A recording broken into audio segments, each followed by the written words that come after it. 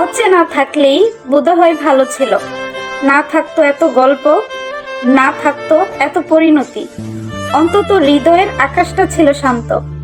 হঠাৎ তুমি এলে, রঙিন করলে, তারপর সেই আলোয় ছায়া গেথে অন্ধকার বানালে।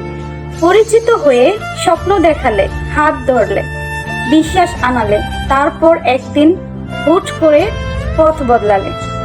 পূর্ণতার গল্প শুনিয়ে শূন্যতা দিলে, ভালোবাসার নাম করে প্রতারণা শিখালে।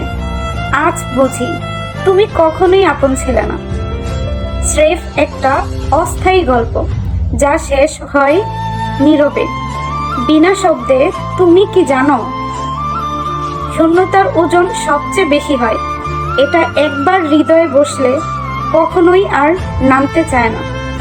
আজও মাঝে মাঝে ভাবি, তুমি যদি কেবলই অচেনা হতে, তাহলে অন্তত মনে এই গভীর শূন্যতা থাকতো না। ভালো থাকতাম, হয়তো সত্যি অনেক ভালো থাকতাম।